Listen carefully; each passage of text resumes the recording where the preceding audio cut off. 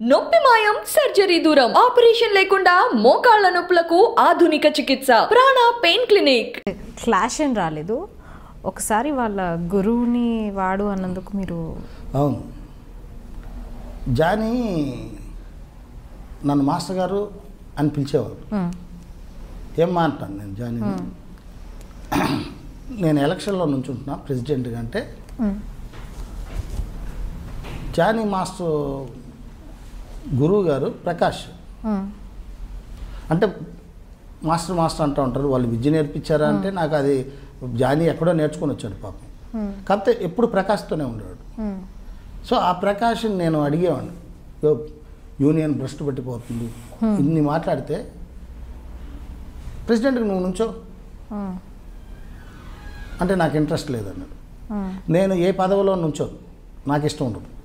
ఆయన నుంచోమంటే నుంచోలేదు. ప్రకాష్ నా మాట నిన్ను అంటే రాకి ఇంకొకసారి ఈ మాట మాట్లాడితే కరెక్ట్ కాదు అన్నాడు.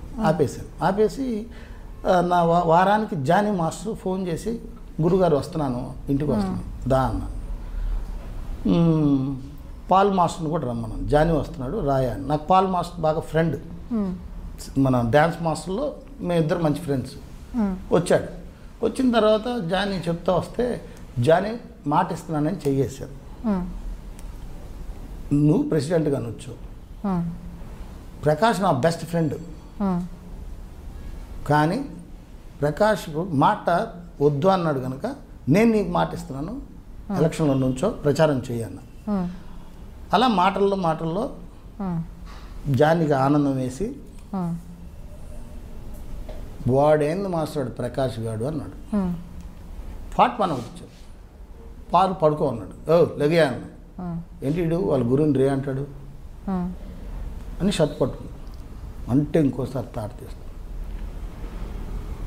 మీ గురువు నా ఫ్రెండు, ఇక్కడ మాట తప్పాడు, మీ గురువు మళ్ళీ ప్రెసిడెంట్గా నుంచున్నాడు. ప్రెసిడెంట్గా ప్రకాష్ కూడా మళ్ళీ నామినేషన్ వేసాడు. వేయనన్నవాడు వేసావు, జానీని వేయి అన్నా నేను. ఇంకా వేయలేదు, వేస్తున్నాడు.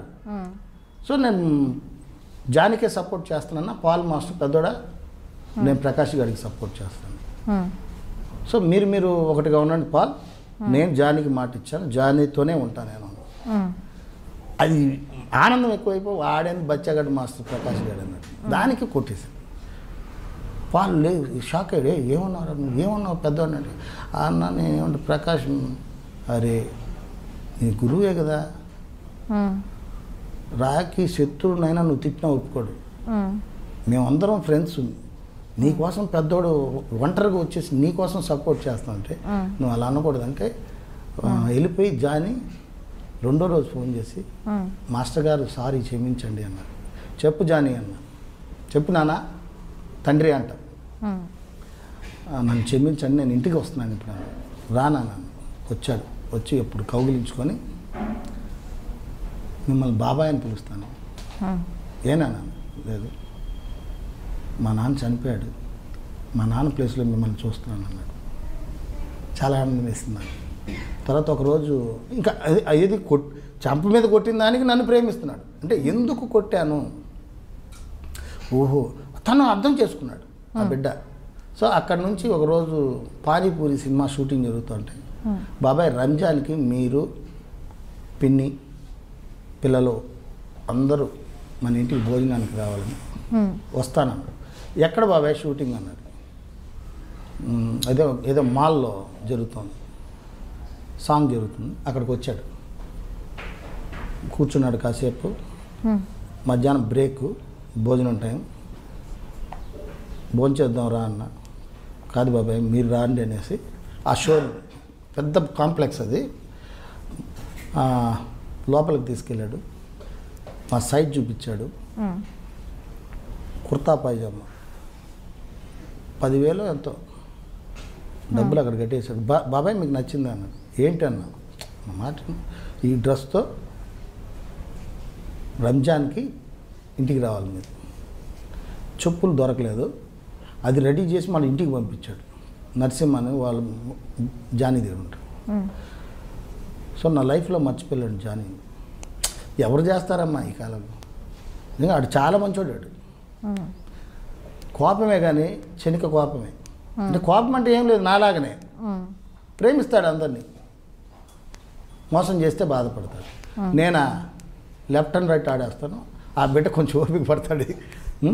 అట్లా జాని నాకు బట్టలు పెట్టి చెప్పులు, కిరు చెప్పులు కొనిచ్చి పంపించి ఆ డ్రెస్ వేసుకొని నేను రంజాన్ రోజు వాళ్ళ ఇంటికి వెళ్ళి వాళ్ళ అమ్మ పాదాలు మొక్కితే మొక్కద్దు అంటాడు.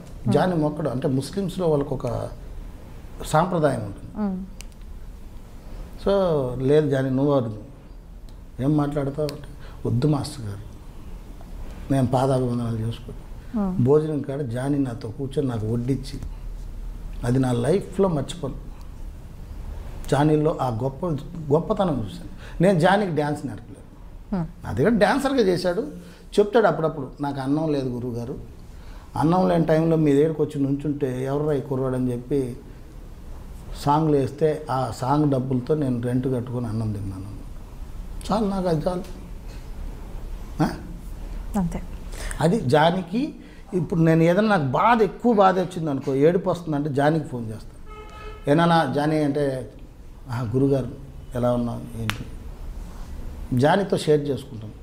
ఎందుకు ఆ బిడ్డ అంటే ఇంక మిగతా బిడ్డలకి షేర్ చేసుకోలేను అంటే, సత్యగాడికి ఫోన్ చేస్తే బెబ్బెబ్బ అట్టాడు పెట్టేస్తాడు. గురుగారు మళ్ళీ చేస్తానంటాడు. ఓహో ఏంట్రా నాయన. ఇంకా శేఖర్కి ఫోన్ చేస్తే కట్ చేస్తాడు, వద్దు. ఒకసారి బాధ ఎక్కువైనప్పుడు చాలామందికి ఫోన్ చేస్తుంటాను. మా గురువు గారికి, అమ్మా నాన్న గుర్తు వచ్చినప్పుడు. అది నాకు ప్రేమ ఎక్కువైపోద్ది. అట్లా జానీ మంచి హృదయం గల బిడ్డ, జానీ కూడా.